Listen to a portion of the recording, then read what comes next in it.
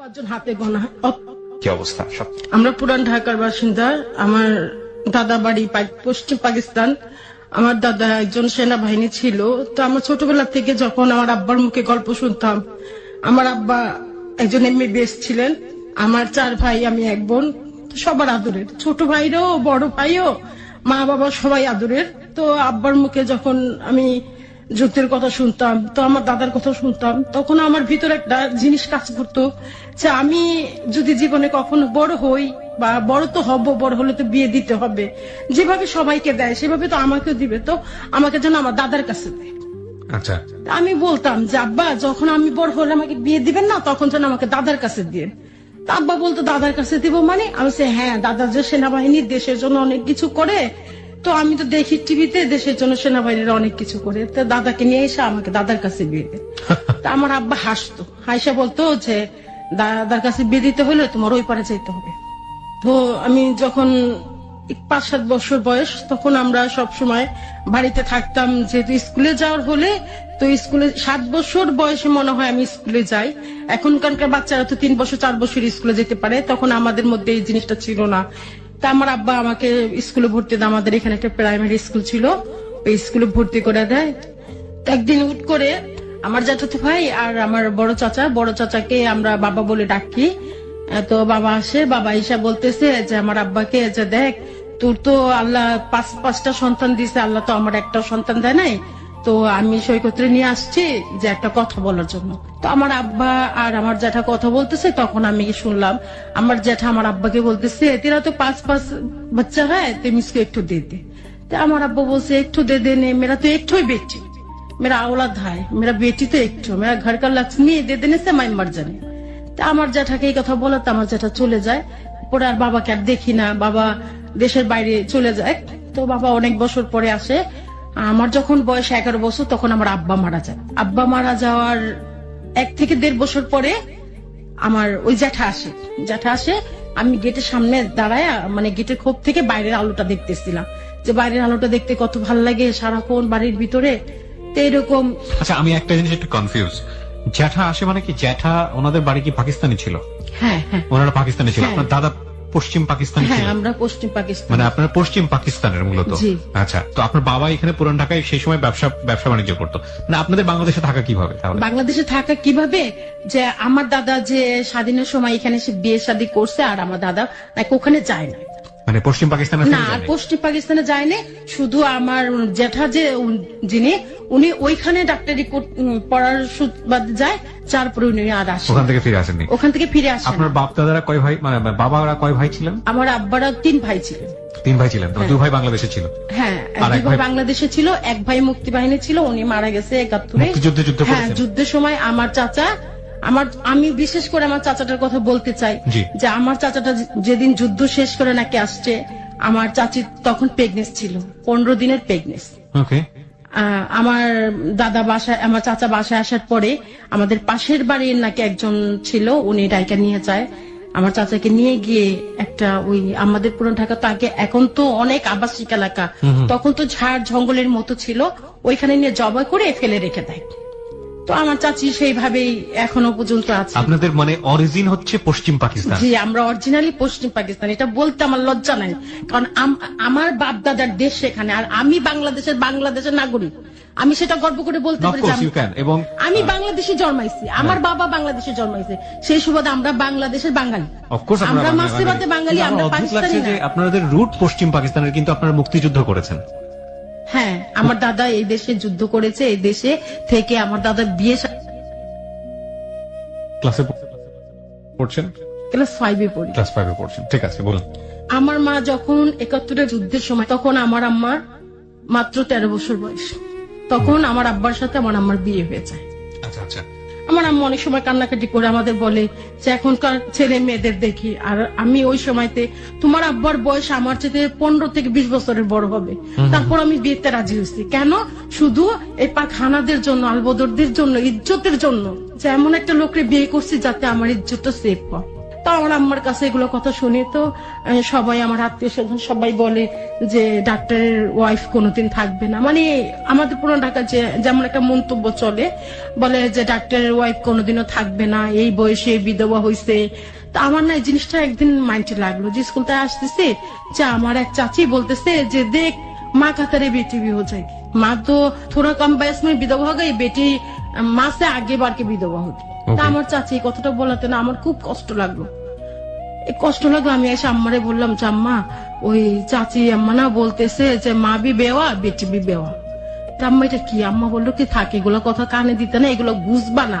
তো এইভাবে চলতেছে। তো একদিন আমার আন্টির বাসায় আমার বড় খালার বাসায় যাই, আমার বড় খালারা তখন ঢাকা থাকে, তো বড় খালার বাসায় আসি।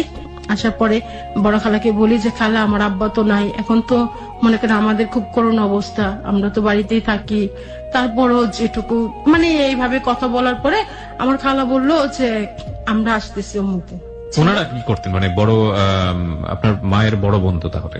উনি এখানে আসছে ওনার হাজবেন্ডের কারণে আসছে, আবার ওনারা চলে যাবে। তো আমাদের এখানে না থেকে ওনারা আলাদা বাসা ভাড়া করে থাকতেছে জিগাতলাতে। ওকে। তো জিগাতলাতে আসছি, আইসা আমার খালাকে বললাম যে আম্মা আপনারে দেখতে চাইছে, আম্মার খুব শরীর খারাপ। তখন আমি কি করব, আমি বললাম যে আম্মা আমি কাউনি নিয়ে খালার বাসায় যাই। আম্মা বললো চিনা যাইতে পারবো? আমি বলছি হ্যাঁ আম্মা, আমি গেটের সামনে থেকে রিক্সা করে তারপরে যাই। তো আমাদের গেটের সামনে একটা বুড়ো লোক সবসময় বসে থাকতো আমাদের, তো আমি ওনার ডাইকে বললাম কারিম না। তারপরও আমি আজকে বলতেছি, তো আমার আম্মাকে পরামর্শ দিল এই বাচ্চাগুলা যা আছে ওদের আত্মীয় স্বজনের কাছে দিয়া, এই 5টা ছেলে মেয়ে কোনোদিন তোমার গুণ গাইবো না, তুমি এগুলোরে এখানে রাখো, এখানেই মাটি দিয়ে দাও, এখানে তোমার জীবনটা এখানে থেমে গেছে, এখানে মাটি দিয়ে দাও, তুমি আমাদের সাথে চলো, এখানে মনে করো তোমার কেউ নাই, তুমি আমাদের সাথে চলো। তো আমার আম্মা বললো কোথায়? তাই বলে যে তোমার তো এখনো যৌবন আছে, এখনো তো আরেকটা বিয়ে করা যায়, এমন তো না যে বিয়ে করতে পারবা না, তোমাকে আমরা নিয়ে যাবো। তো আমার আম্মা বললো যে হ্যাঁ আমাকে নিয়ে গিয়ে তো আবার আরেকটা বিয়ে দিবেন, সেই ঘোড়ার 4-5টা ছেলে মেয়ে নিশ্চয়ই হবে না, এমন কোনো কথা না যে তখন আমি আমার এই সন্তানদের ভুলে যাব। তখন যে আমার এই সন্তানরা আমার প্রতি রাত্রে অভিশাপ দিবে, তখন সেই অভিশাপে জর্জরিত হবো আমি। তার চেয়ে বলো আপনারা চলে যান, আমাকে আমার মতো করে থাকতে দেন, আমি আমার মতো করে আমি আমার সন্তানদের, আমার 5টা ছেলে মেয়ে এদেরকে নিয়ে আমি মানুষের মতো যদি মানুষ করতে না পারি, আমি ভিক্ষার তার হাতে দিব না, আমি ওদের যদি মানুষ করতে না পারি ওদের এক করে বিষ দিয়ে দিব, ওদের বিষ পান করাবো। এই কথা বলার পরে আমার খালা চলে গেল। আমার খালা যাওয়ার পরে তো আর আমার আম্মাকে আমি জিজ্ঞেস করতেছি রাত্রে শুয়ে শুয়ে যে আম্মা একটা কথা বলবো? আমার আম্মা বলতেছে যে ঠিক আছে বলো। যে আম্মা এইটা কি খালা যে বলছে এই কথাটা কি সত্যি? তা আমার আম্মা বলতেছে কোন কথাটা? তাই আমি বললাম যে আম্মা আপনি কি আরেকটা বিয়ে করবেন, আপনি কি আমাদের রেখে চলে যাবেন? তো আম্মা আমি আমার এই ছোট ভাইদের কিভাবে মানুষ করবো? তো এই কথা বলার পরে আমার আম্মা বলতেছে দেখো আর 2টা বছর পরেই তোমাকে বিয়ে দেওয়া লাগবে, আমি এখন বিয়ে করি কোন দুঃখে, তুমি এগুলো চিন্তা করো না, আমি যেভাবে হোক আমি যদি প্রয়োজনে যে আমার ঘরের লোক কাজ করছে, প্রয়োজনে আমি মানুষের ঘরে কাজ করে তোমাদের খাওয়াবো, তুমি কোনোদিন কোনো কিছু কষ্ট করবা না, কষ্ট কি তুমি কোনোদিন বোঝো নাই। ভাইয়া যখন আমার আব্বা ছিল আমাদের গাড়ি ছিল, আমাদের 3টা ঢাকা শহরে 3টা বাড়ি ছিল আমাদের, আমরা কখনো মনে করি নাই যে আমরা আজকে এই পরিস্থিতিতে আসবো। আমি সামনে বলবো কথাগুলো যে এই পরিস্থিতিতে যে আসবো, আমার মা বিধবা হওয়ার পর থেকে যে একটা লাঞ্ছনার মধ্যে দিয়ে আমার মা বড় হয়েছে, আমাদের বড় করছে, অনেক কষ্ট করছে। তো আমার মা কোনো দিকে চায়নি। আমার আম্মা আবার কিছু সিলাই টিলাই জানতো। তো আমার ভাই আছে আমাদের এলাকাবাসী, তো আয়সা একদিন বলতেছে মামানি আপ क्या कर रहे, अब क्यों বাঁচিয়েগা, এই বিবি সময় হয় একটু রাস্তা পাকার লিয়ে। তা আমার আম্মা বলতেছে যে আর সম্ভব না, তো আর হয়ে যেতেছি, কিছু করা দরকার। তা আমার আম্মা বলতেছে যে মামানি এখানে তো বঙ্গ মার্কেট সামনে আছে, বঙ্গ মার্কেট। আম্মা কয় ভাই বাবা দেখছো তোমার চাচা আমারে কেমনে রাখছে, যে কোনোদিন গেটের তালা খুলতে আমি যাইতে পারি নাই, আমার গেটের তালা খুলতে দেয় নাই, যে আমি গেটের তালা খুলে কাউরে ভিতরে আনবো সেটা পারি নাই, সবসময় আমি এইভাবে রয়েছি, আমি তো কোনো জায়গা চিনি না, আমি কি করে যাই। তো উনি বললো যে ঠিক আছে আমি আমার পরিচিত এক বন্ধু আছে ওনারে বলবো না, উনি কিছু মাল টাল দিয়ে যাবো না, আপনি ঘরে বসে সেলাই করেন। তা আম্মা বলছে যে গোলচার আমার তো মেশিনও নাই, আমি কিভাবে কি করব। তো আমারে বলছে যে ঠিক আছে, আমার এক বোন আছে, বলে জহুর আপার এখান থেকে সেলাই করেন, কিছুদিন পরে মেশিন কিনে নেন। তো আমার মামা কিছু টাকা পাঠাইছে, আমার নানু বাসা থেকে কিছু টাকা পাঠাইছে। তা আমার খালা অর্ধেকটা আমার আম্মাকে দেয়, অর্ধেকটা উনি রাখে। তো ওই টাকা দিয়ে আমার আম্মা একটা মেশিন কিনে। তখন সেলাই মেশিনের খুব দাম কম, 1600 টাকা না 1700 টাকা দিয়ে একটা সেলাই মেশিন কিনে আমার আম্মা। তো সেলাই মেশিনে কাজ করে আমার আম্মা ভালো ইনকাম হইতেছে, সারাদিন কাজ করে, রাত্রের বেলা হাত পায়ের ব্যথা। তো আম্মা খুব কাঁদতো, আমি দেখতাম যে খুব কাঁদতো। তখন আমি যে স্বপ্নটা দেখতাম যে আমি একজন ভালো ডাক্তার হব, আমার বাবার মতো একজন ডাক্তার হব, একজন সেনাবাহিনীর সাথে বিয়ে করব, দেশ দশের কাজ করব, এই স্বপ্নটা না আমি আস্তে আস্তে ভুলে যাইতেছি। আমার সবাই স্কুলে ভর্তি হয়ে গেছে, আমি ভর্তি হতে পারতেছি না। আমি আমার মাকে আর বলতে পারতেছি না যে আম্মা আমাকে স্কুলে ভর্তি করে দেন, তাহলে আমাকে বাবার কাছে দিয়ে দেন। আমি না কাউকে বলতে পারতেছি না, আমি শুধু সারা রাত শুয়ে শুয়ে কাঁদি। হঠাৎ করে একদিন আমার আম্মা বলে কোন স্কুলে ভর্তি করে, আমি বলতেছি যে আম্মা, আম্মা আমার এক কাজ করেন, আরমাইটুলাতে দেন, এখানে বেতন কম, ভর্তি ফি কম। তো বলার পরে বললো যে ঠিক আছে, কালকে গিয়ে চাচির লগে গিয়ে ফর্ম টর্ম নিয়ে আয়। গিয়ে ফর্ম টর্ম আনছি, তো স্কুলে ভর্তি হয়েছি। যখন 7 উঠি তখন আবার সেই সৈকত আমার ভাই আসে আমাদের বাসায়, এসে বলতেছে যে আর 2টা বছর গেলেই তো পারফেক্ট। তো উনি এই কথাটা বলছে, আমি বুঝতে পারিনি পারফেক্ট বলতে কি। তা আমি বলছি যে আমার আম্মাকে গিয়ে বললাম, আম্মা বড়দা যেন আমাকে কি যেন একটা কথা বলছে। তা আমার আম্মা বলে কি কথা বলছে, আমি আমাকে বলতেছে কি যে আর 2টা বছর গেলেই তো পারফেক্ট হয়ে যাবে। তা বলে এই কথাটা আম্মাকে, আচ্ছা আমি ওর সাথে কথা বলুন না, তুমি আর কাউরে বললো না। সৈকত তো তখন পশ্চিম পাকিস্তানে থাকার কথা, ওরা পূর্ব পাকিস্তানে কি করতে এসছে? কারণ সৈকত তো আপনার বাবার ছেলে না? না, আমার বাবার তো কোনো ছেলে নাই, তাহলে এটা হচ্ছে আমার আরেক চাচার, আমার আব্বার চাচা। যে বাবার চাচা? না, আমার আব্বার চাচাতো ভাইয়ের ছেলে। বাবার চাচাতো ভাইয়ের ছেলে? হ্যাঁ। ওনারা পুরান ঢাকাতে থাকতো? না, পুরান ঢাকাতে থাকতো না। তাহলে উনি আমার বাবার সাথে আসতো। বাবার সাথে আসতো? হ্যাঁ হ্যাঁ, আমার বড় বাবার সাথে আসতো আমাদের বাসায়। ওনারাও পশ্চিম পাকিস্তানে থাকতো? হ্যাঁ, হ্যাঁ। আচ্ছা ঠিক আছে, বলুন। ওনারা ওইখানে থাকতো, ওইখান থেকে এখানে আসতো। তো ওনারা কি কারণে যেন ওইখানে গন্ডগোল হওয়াতে ওনারা সবাই বাংলাদেশে চলে আসে। সৈকতরা বাংলাদেশে চলে আসে। তো বাংলাদেশে আসার পরে কি করবে, ওরা কিছুদিন বাইরে বাইরে থাকলো, ভাড়া বাসা থাকলো। পরে ওনার বাবা বাড়িঘর করলো, তো ওনারা বাড়িঘর করে এখানে সেটেল হয়ে গেছে। তো ওনাদের বাড়িটার নাম বলতে চাচ্ছিলাম না। ওকে, নো প্রবলেম, বলুন। ওনারা এই পুরান ঢাকাতে, না ঠিক আছে, আমার নাম নাও জানলেও চলবে, সমস্যা নেই। হ্যাঁ, এই ফার্ম গেটের দিকে। তারপরে আপনার সৈকত আপনার চাচাতো ভাই হয়? হ্যাঁ হ্যাঁ, আমার চাচাতো ভাই। বলুন। তো দুই সৈকত যেটা বলছিল যে 2 বছর পর আসছে। আসার পরে আমার বাবাকে আমি বলতেছি যে বাবা, যে সৈকত আমাকে না এই কথাটা বলছে। তো বাবা বলে কি যে যেটা তুমি না জানো সেটা তোমাকে জানতে হবে না, একসময় তো জানবা। কি এমন কথা যে আমি জানি না? বলে তুমি যখন ছোট ছিল না, একেবারে ছোট বেবি ছিলা, তখন তোমার বাবা আর সৈকতের বাবা আমরা 3 জন একসাথে বসে একটা এই করছিলাম, পরামর্শ করছিলাম। কি পরামর্শ? বলে সৈকতের সাথে তোমাকে বিয়ে দিব। তা বললাম তো বড়দা তো অনেক বড়, সে তো আম্মার মতো বড়, মানে লম্বা তো অনেক। আমি বলতাম সে তো আম্মার মতো বড়, সে আমাকে না বাবা এর সাথে হবে না। তো বলে যে আমার আব্বার সাথে করবো? আমি হ্যাঁ আমার দাদার সাথে করব, এই বড়দার সাথে করবো না, তা আমার দাদার সাথে করব। তো বলার পরে আমার বাবা একটু হেসে বলে যে এটাই তোমার দাদা, উনি সেনাবাহিনীতে যাবে। তখন ওরা বাংলাদেশে চলে আসে। বাংলাদেশে আসার পরে তো এখন বাংলাদেশের বাঙালি, এখন সবাই আমরা সপরিবারেই থাকি এখানে। তো উনি যখন ইন্টার পাস করছে, করার পরে তো বিয়ে ভর্তি হয়েছে, অনার্সে ভর্তি হয়েছে। তখন ওই একদিন আমরা আবার ওদের বাসায় বেড়াতে আসছি। পরে তো আমার বাবা আবার বলতেছে যে মেয়ে তো একটাই স্বপ্ন, মেয়ে ডাক্তার হবে আর জামাই হতে হবে সেনাবাহিনী। তো সৈকত সবাই ওর ভাই ঠাই বোন টোন সবাই বসে আছে। তো বলে যে এই চেহারা সেনাবাহিনী লাগবে না, ডাক্তার হইতে পারো কিনা দেখো, ভাগ্য জোর যদি থাকে, তোমার মার যদি অবদান থাকে। তো এই কথা বলার পরে আমার আম্মা বলতেছে যে দরকার হয় শরীরে চামড়া বিক্রি করবো, শরীরে চামড়া বিক্রি করে হলে করবো। তা আমার আম্মা এই কথাটা বলে চলে আসছে। তো বাবা একদিন বলতেছে, পরে আবার বাবা 1 বছর পর আমাদের বাসায় আসছে, উনি বছরে একবার আমাদের বাসায় আসে, এসে আমাকে বলতেছে, তখন আমি আরেকটু বড় হয়েছি। তখন আমি ভালোই বড় হয়ে গেছি, আমি ভালো মন্দ বুঝতে শিখতেছি, তখন আমি একদম পারফেক্ট বড় হয়ে গেছি। তো আমি একদিন বাবাকে বলতেছি, বাবা যে সৈকত বর্দা যে, মানে আমরা তো ওনাকে বর্দাই বলি, সবাই বর্দা বলে, যে বর্দার ভাই না অনেক কথা বলে, অনেক সময় খুব খারাপ লাগে। বলে কি এমন কথা বলে বর্দা খারাপ লাগে? ওনার বোন বলতেছে আর কি, বর্দা আমার দিদিভাই বলতেছে যে কি এমন কথা বলে যে তোমার কাছে খারাপ লাগে বর্দা কথা? আমি বলছি না বর্দা না, কিছু কিছু কথা বলে খুব খারাপ লাগে, যেগুলো কথা আমাদের শোনা না। তো বলার পরে তো সৈকত বলতেছে যে চিন্তা করিস না, সেনাবাহিনী আমিই হব, আর আমি তোকে বিয়ে করব, যদি তোর বাপে একটা জিনিস রাইখা গেছে এটা যদি আমাকে দেয়।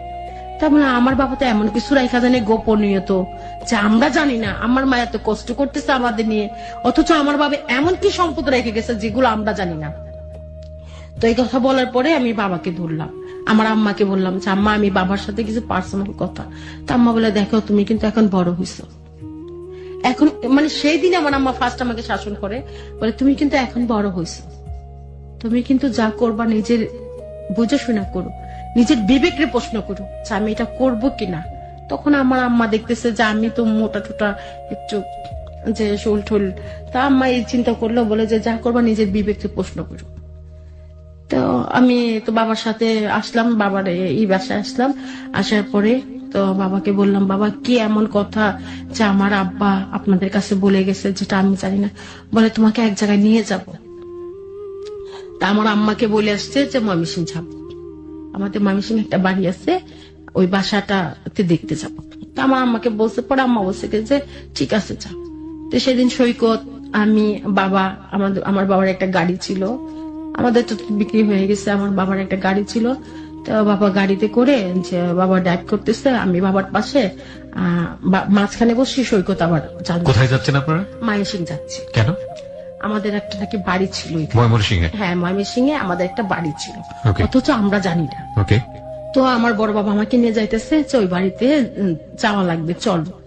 তো বাড়িতে গেছি, যাওয়ার পরে আমি বাড়িটা দেখে মানে যখন বাড়ির গেটের কাছে গেছি, আমি আল্লাহ মানে কোথায় আসতেছি। পরে খুব ভয় ভয় লাগতেছে, ভয় কাজ করতেছে যে সৈকতের কথাবার্তাও ভালো না, আর তার মধ্যে বাবাকে যদি ধাক্কা দিয়ে ফেলে দেয়, আমাকে যদি মেরে ফেলে, বা এরকম একটু ভয় টয় কাজ করতেছে।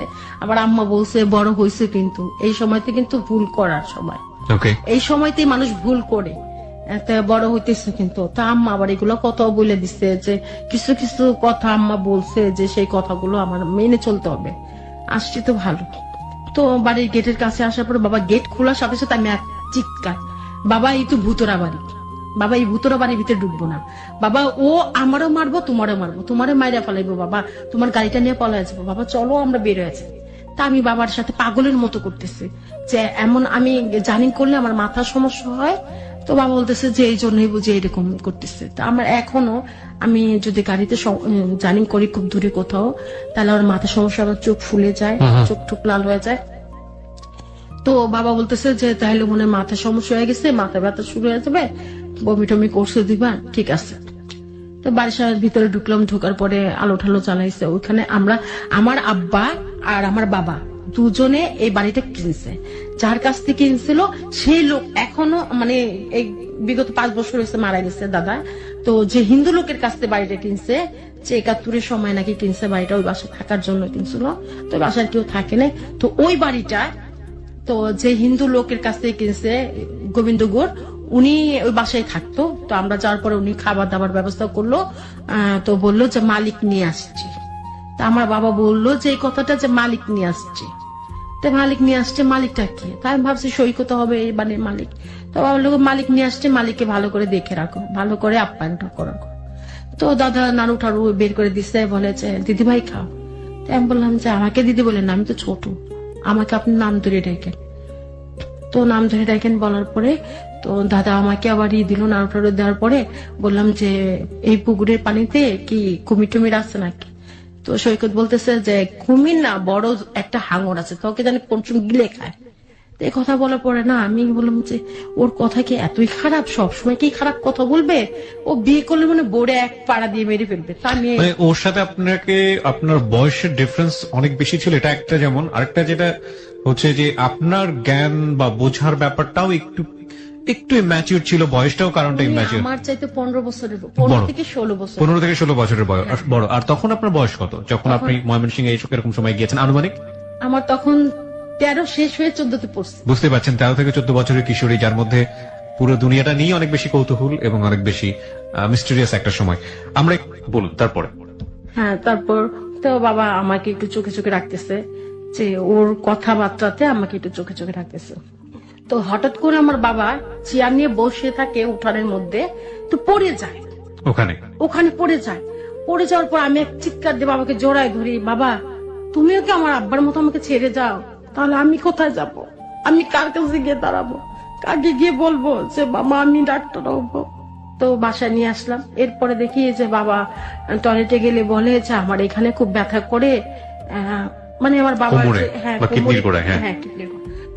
তো বাবা বলতেছে যে আমি একটু হাওড়া থেকে ঘুরে আসি, মানে আমার ছোট খালার বাসা যাবে, এই কথা বলে বলতেছে একটু, মানে ওনাদের ওদিকে তো যায় না। তখন আপনারা আবার ঢাকা ব্যাক করেছেন ময়মনসিংহ থেকে? হ্যাঁ, ময়মনসিংহ থেকে ঢাকা ব্যাক করছি।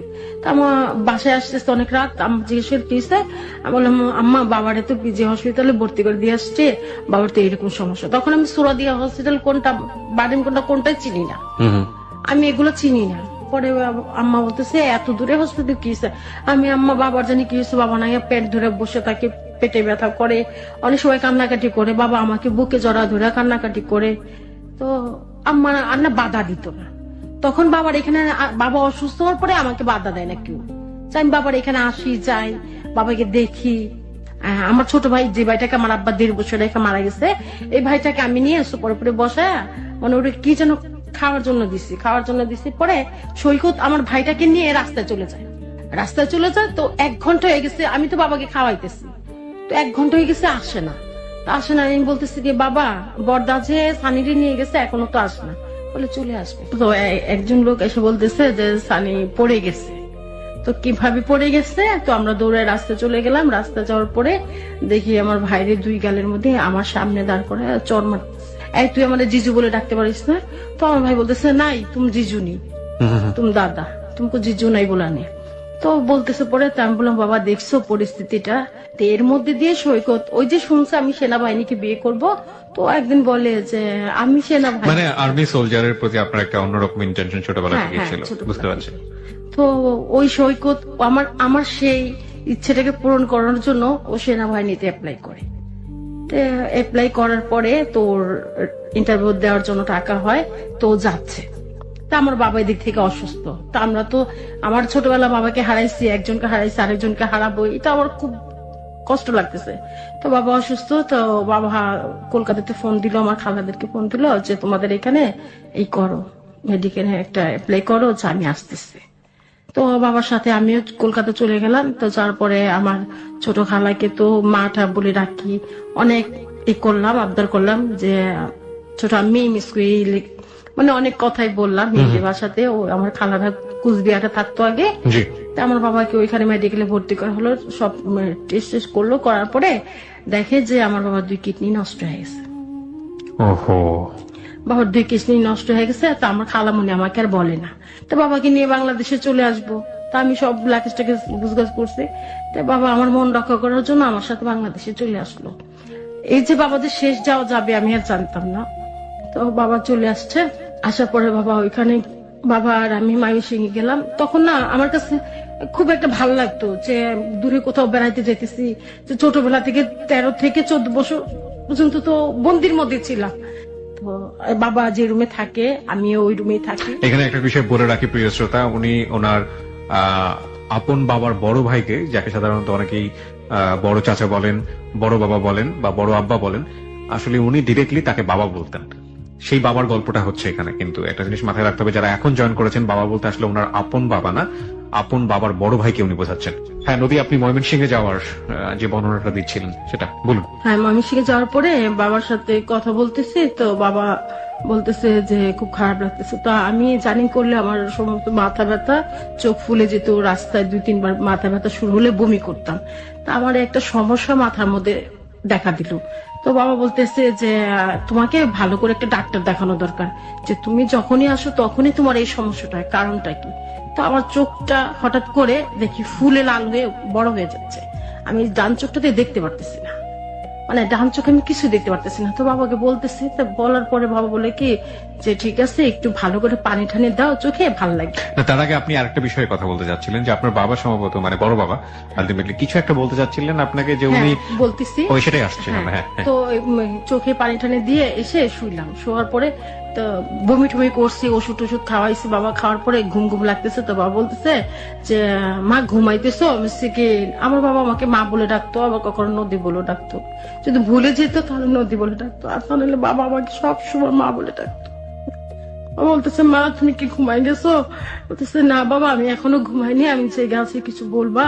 বলে হ্যাঁ মা, যে জন্য তোমাকে আমি এখানে নিয়ে আসছি, এই ভুতুরা বাড়িটা একটা হিস্ট্রি, তোমাকে আজকে আমি সত্য ঘটনা জানাবো। তো আমি বললাম বাবা কি এমন সত্য?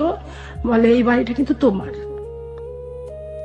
এই বাড়িটা আমার। মানে আমার বলতে, বলে যে তোমার বলতে কি, যে তোমার বাবা আর আমি দুই ভাই, আমরা এই বাসাটা কেনার জন্য তোমার বাবা বেশি টাকা দিছে কিনা তা মনে নাই, কিন্তু সমান সমান হতেও পারে। তো এই কথা বলার পরে বাবা বললো যে ঠিক আছে আমি বেশি দিছি বা তোমার বাবা বেশি দিছে সেটা বিষয় না, তো এই 12 কাঠার বাড়িটা তোমার নামে কিনা হয়েছে। তো আমি কিনতে, তোমার আব্বা কিনতে চাইছিল তোমার আব্বার নামে, আমি দিইনি। আমি বলছি যে না, আমার অংশ আমি আমার মেয়ের নামে কিনবো। সেই সুবাদে আমি আমার অংশ তোমার নামে কিনছি। কেনার পরে আমি পরে তোমার বাবার কাছ থেকে যেভাবে হোক বলে তোমার নামে করছি। 12 কাঠার বাড়িটা বাবা আমার নামে। আমি তখন খুব খুশি, এত খুশি যে আমি এতটুকু বয়সে এত বড় একটা বাড়ির মালিক। আমি খুব আনন্দ, আমার কোথায় ঘুম, কোথায় মাথা ব্যথা, কোথায় কি কিচ্ছু মনে নাই। এখানে একটা মানে আমাদের দেয়ালের মধ্যে একটা বক্স করা ছিল। তো বাবা বলতেছে যে এই বক্সটা খুলো। খুলে দেখি যে একটা ফাইল ছিল, ফাইলের মধ্যে লেখা আছে দলিলটা। তো বাবা বলতেছে এই যে দলিল, এটা একেবারে হুল করে দেওয়া আছে, যখন তোমার বিয়ে শাদী হবে, তোমার সন্তান হবে, সে যদি ইচ্ছে করে বিক্রি করার তখন করতে পারবে, কিন্তু তুমি বাড়িটা কখনো বিক্রি করতে পারবে না। মানে আপনি কখনো বিক্রি করতে পারবেন না? আমি চাইলে বিয়ের পর আমার হাজবেন্ডকে আমি দিতে পারবো। আচ্ছা, এটা কত কাঠার জমি ছিল? 12 কাঠার জমি ছিল। ময়মনসিংহের কোথায় ছিল? ময়মনসিংহ মুক্তাগাছা অলকা পূর্বী সিনেমা হলের অপোজিটে। ওকে, 12 কাঠা মানে তো একটা বিশাল জায়গা। হ্যাঁ বিশাল। আপনার কি সালটা মনে আছে? কোন সালের গল্প বলছেন আপনি? আমি 97। 1997। হ্যাঁ। মানে তখন আপনার আনুমানিক বয়স কত? আমার তখন 14 বছর, 13 বছর শেষ হয়েছে। আচ্ছা ঠিক আছে, বলুন তারপর। তো বাবা দলিলটা আমার হাতে দিয়ে বলে যে এই দলিলটা তুমি এখানেই রাখবে, এই দলিলটা যে এখানে আছে, যে তুমি আর আমি ছাড়া আর যেন কেউ না জানে। মানে এটা ইনফ্যাক্ট আপনার পরিবারের অন্য কেউ জানতো না? কেউ জানতো না। আপনার মাও জানতো না? না, আমার আম্মাও জানতো না। আম্মা অনেক পরে জানছে। তো দলিলটা এখানে এরকম একটা বক্স করা, বক্সের ভিতরে রেখে তারপরে আলমারিটা চাপা দিয়ে রাখতে হয়। আচ্ছা আচ্ছা। মানে আলমারির পিছনে যে একটা বক্স, সেটা কেউ আজও জানে না। আচ্ছা আচ্ছা। তো ওইভাবে রেখে দিল। বাবা আমাকে বলল যে এটা তোমার জীবনের অনেক বড় একটা অংশ, তুমি মনে করবা। আজকে আমি তোমাকে সব কথা বলার উদ্দেশ্য হচ্ছে এটাই যে আমার স্থাবর অস্থাবর যেখানে যা আছে সবকিছু কিন্তু তোমার। এই যে বাইকটা দেখো, এটাও কিন্তু তোমার। ওনার কোনো সন্তান ছিল না? না, আমার বাবার কোনো সন্তান ছিল। ও আচ্ছা, ওনার ওয়াইফ কোথায় থাকতো? পশ্চিম পাকিস্তানে? হ্যাঁ, পশ্চিম পাকিস্তানে। উনি উনি কি পাকিস্তানি ছিলেন নাকি বাঙালি ছিলেন? উনি পাকিস্তানি। উনি পাকিস্তানি ছিলেন। তো আপনার বড় বাবা যখন বাংলাদেশে আসতেন তখন উনি আসতেন? উনি আসেন। ওনাদের কারণে, ওনাদের সূত্র ধরেই একটা বিরোধ, যে যে কারণে আপনাকে অনেক বেশি লাভ করতো। হ্যাঁ, আমরা পাকিস্তানি হওয়ার পরে বাংলাদেশের মানুষের সাথে একত্রিত হওয়ার পরে যুদ্ধ করা, এটা যে কারণে ওনারা পছন্দ করতেন না। ওনারা পছন্দ করতো না আচ্ছা, যে আমরা পাকিস্তানি, অথচ আমরা বাংলাদেশের সাপোর্ট করে আমার দাদা বাংলাদেশিদের হয়ে একজন হয়ে সে যুদ্ধ করেছে, মুক্তিযুদ্ধ করেছে। সেজন্য ওনারা এইভাবে আমাদের এখানে বাড়ি ঘর সবকিছু ওনারা দখল করে নিচ্ছে। তাই আমি বললাম বাবা এই সব কি আমার? বলে হ্যাঁ সবকিছু তোমার। আমি যখন না থাকবো তখন কিন্তু সবকিছু তোমাকে দেখতে হবে, আর তোমাকে ওইভাবে স্ট্রং হতে হবে। তোমাকে যদি কেউ তাড়া করে তুমি তো বাড়ি ফেলে চলে যাবা। তুমি যে ভীতু, তোমাকে এই ভীতু হলে চলবে না। তোমাকে বাইক চালাতে হবে, তোমার জিপ চালাতে হবে, তোমাকে লাঠি সোটা নিয়ে দৌড়াদৌড়ি করতে হবে, মারামারি করতে হবে। তা আমার বাবা না এইভাবে ট্রেনিং দিতেছে রাত ভর আমাকে। তো বলছে বাবা ঠিক আছে, আমার না অনেক শখ বাইক চালাবো, তা আমাকে নিয়ে চলো। তাই বাবা, তো আমরা ওদিন রাত্রেবেলায় কথা বলতে বলতে সকাল হয়ে গেল। বাবা ফজরের নামাজ পড়লো, পড়ার পরে বাবা দেখি কোমরে ব্যথা করে। বাবা ওষুধ টষুধ খাইতেছে, খাওয়ার পরে ব্যথাটা কমার পরে বাবা আমাকে নিয়ে বাইক নিয়ে ছুটলো, ক্ষেতের উপর দিয়ে করতেছে। পরে এরকম 1 মাস বাবা যে মারা যাবে তা আমি বুঝতে পারতেছি না যে বাবা সবকিছু এমন করতেছে কেন। আমরা এই 1 সপ্তাহ পর পর ময়মনসিংহ যাইতেছি। বাবার উদ্দেশ্য গ্রামের সবাই দেখুক আমার মেয়ের নামে, যেহেতু বাড়ি দিছি, বাড়িটা আমার মেয়ের। বাবা এরকম করে সবাইকে প্রচার করতেছে যে বাড়ির মালিক নিয়ে আসছি, ভালো ছেলে দেখে বিয়ে দেবো। তো মেয়ে তো বড় হইতেছে। প্রিয় শ্রোতা, আপনাদেরকে একটা বিষয় একটু নোট করে রাখি, আপনারা যে নদীর জীবনের গল্প শুনছেন, ইনফ্যাক্ট যারা হ্যাঁ, তারপর বাবাকে নিয়ে আসছি। বাবাকে হসপিটালে অ্যাডমিট করার পরে বলতেছে যে আপনার কি জানেন ওনার কি হয়েছে? তো শওকতের পরিবার সবাই জানতো, শুধু আমি ছাড়া। তো ওই মুহূর্তে শওকতকে টেলিগ্রাম, সৌগত না সৈকত? সৈকত, হ্যাঁ। মানে ওকে ফোন, তখন তার ফোন ছিল না, তখন তো এরকম মোবাইল ছিল না। তখন ওনাকে করলো, চিঠি পাঠাইলো, টেলিগ্রাম করলো, তো উনি চলে আসলো যে এই ব্যাপার, নদীর বাবার তো এই অবস্থা। সবাই আমার বাবাকে নদীর বাবাই বলতো। তো বললো যে নদীর বাবার তো এই অবস্থা, নদীর বাবা তো মনে হয় আর বেশি দিন নাই, তো তুই চলে আয়, এখনই সময় যা করার করতে হবে। আচ্ছা। তো বলার পরে তো আসলো, আসার পরে তো আসছে, উনি চলে আসছে। আসার পরে বলতেছে যে বাবা কোথায়? বলছি বাবা তো হসপিটালে। তুই এখানে কেন? আমি কি বাবার কাপড় চোপড় নিতে আসছি আমি। বলে ঠিক আছে চল। তো ওর সাথে আমি বাইকে করে গেলাম। যাওয়ার পরে হসপিটালে বাবা মানে ইশারা দিয়ে আমাকে আর ওকে ডাকলো। ডাকার পরে আমার বাবা ওর হাতে একটা আংটি দিয়ে বললো যে আমি তো পড়াইতে পারলাম না, যে নে, ওর বাবার ইচ্ছা আমি পূরণ করে দিয়ে গেলাম। আচ্ছা। তো আমার বাবা ওর একটা আংটি পরানোর পরে তো ও বললো যে বাবা আমি অক্ষর অক্ষরে তোমার আদেশগুলো পালন করব, আমি ওরে ফুলের মতো করে রাখবো, ওকে কখনো কাটার আঘাত থেকে দেব না, তুমি এটা নিশ্চিন্ত থেকো। তো বাবা বলতেছে যে আমার তো যাওয়ার সময় হয়ে গেছে, আমি যাবো, আমি তোমাকে আরো একটা কথা বলে চাই। তো জিজ্ঞেস করলাম কি বলবে বাবা, বলো। তা বাবা বললো যে এই যে বাইকটা, এই বাইকটা তোমার, এই বাইকটা এটার কাগজপত্র কিন্তু তোমার, এই যে জিপটা এটার কাগজপত্র তোমার নামে, আমি তোমার নামে সবকিছু করে গেলাম। তুমি এমন কিছু করো না, এমন কাউকে বিশ্বাস করো না যে তুমি পদে পদে ফস্তাতে হয়। তুমি যে এমন একটা মানুষকে চুজ করো যে হালালের এক রুটি খায়। আচ্ছা। তো বললাম যে বাবা তুমিও কি আমাকে ছেড়ে চলে যাবা? বলে কি না, আমি যাবো না, আমি সব সময় তোমার পাশে থাকি। তো বাবা হসপিটাল থেকে বাসায় চলে আসলো, বাবার সাথে কথাটা হইলো। বাবা গাড়ির চাবি, গাড়ির কাগজ, লাইসেন্স পত্র যেখানে যা আছে সবকিছু আমাকে বুঝিয়ে দিতেছে। সবকিছু আমাকে বুঝিয়ে দিয়ে বাবা বাসা ভাড়া টাড়া সব ক্লিয়ার টিলিয়ার করে ফার্নিচার যেগুলো ছিল সেগুলো সব ময়মনসিংহ এর বাড়িতে নিয়ে যাচ্ছে। আচ্ছা। বাবা কিন্তু হাত পা ফুলে ঠুলে বাবা একেবারে আমার চেয়ে মোটো হয়ে যেতেছে, ফুলে যেতেছে। তো আমি শুধু চিন্তা করতেছি যে বাবা এরকম মোটো হইতেছে কেন, আর বাবার চোখ ঠোকে এত ফুলতেছে কেন, চোখটা এত ফুলার কথা না। তো বাবা আমি বাসায় গিয়ে ফার্নিচার টার্নিচার সবকিছু ওখানে রাখলাম, 2টা রুমে সেটেল করলাম। পরে সৈকত বলতেছে যে বাবা এই রুমটা তো এরকম আছে, মানে 1 কাঠা জমির উপরে একটা রুম করবে, ঠিক আছে? তো ওই রুমটা করছে, করার পরে কিছু গাছ টাছ ছিল, ওই গাছগুলা কেটে ফার্নিচার করবে। মানে ফার্নিচার বাবা থাকতে সত্যি, বাবা মারা যাওয়ার আগে একেবারে ফার্নিচার দিয়ে ঘর টর গাছ করে বেড কভার টভার এমন মানে পরিপাটি করে ফেলছে। তো এই পরে আমি বলতেছে বাবা যে ঘরটা তো সুন্দর, কালারটাও সুন্দর, ফার্নিচার গুলো সুন্দর, তো বাবা এই রুমটাই ওকে লিখে দিই। কাকে লিখে দিই? সৈকতকে। সৈকতকে লিখে দেওয়ার কথা বলছেন আপনি, মানে ওই ময়মনসিংহ এর? হ্যাঁ, ময়মনসিংহের বাড়ি। বাবা ময়মনসিংহের বাড়িটা কি মানে একতলা বাড়ি ছিল নাকি? না, আমাদের বাড়িটা এখন 5তলা ফাউন্ডেশন করছে। না, কিন্তু তখন কি ছিল? তখন 3তলা ছিল। 3তলা ছিল। তো সৈকতের নামে কি লিখে দেওয়ার কথা বলছেন কোনটা? মানে নতুন করে 1 কাঠার জায়গার উপর একটা রুম, একটা রুমের ভিতরে সবকিছু করছে। আচ্ছা, ওটা আপনি সৈকতের নামে লিখে দেওয়ার কথা বলছেন? ওই রুমটাই পুরো বাড়ি দিব না, এই রুমটাই লিখে দিই, যদি ভবিষ্যৎ কিছু হয় ছেলে মেয়ে তখন তো তারা কোথায় থাকবে আর আমরা কোথায় থাকবো। তা আমার মধ্যে এই চিন্তা ভাবনাটা আসলো। আসার পরে তো আমি বললাম, বাবা বলতেছে কি যে দেখা যাবে, যখন কাটা তখন দেখা যাবে, জামাই তো জামাই আর ছেলে তো ছেলে। এই কথা বলার পরে আর আমরা ই করলাম না, কিছু বললাম না। তো ওই কথা বলে বাবা বলতেছে যে আমি কালকে চলে যাব বাবা, তুমি আমি সকালে যদি চলে যাই তুমিও সকালে চলে যাই, তোমার আম্মার কাছে চলে যাও। আমি বলছি, হ্যাঁ বাবা আমি তাহলে চলে যাব। তো বাবা যাওয়ার সময় এয়ারপোর্টে গিয়ে অনেক কান্দাকাটি করলাম। তখন বাবা বিমানে করে যায়। তো বাবা 1 মাস পরে বাবা মারা যায়। তো কি পশ্চিম পাকিস্তানে মারা যায়? হ্যাঁ, মে মাসের 21 তারিখ আমার জন্মদিন। আমাকে বলে যে তোর জন্মদিনটা আমি সিনে বাড়িতে সেলিব্রেট করবো। আমি না, আমার বাবা যেহেতু আমার সাথে কথা বলে না, আমার এবছর কোনো জন্মদিন হবে না। বলে চল চল করে অনেক রিকোয়েস্ট করে আমাকে নিয়ে যায়। আপনি যে যাচ্ছেন, আপনার মা এটা জানতো? হ্যাঁ, আমি কখনো, আমি যে আজকে এখানে আসছি, আসার পরেও আমার আম্মাকে কিছুক্ষণ পর পর ফোন করে।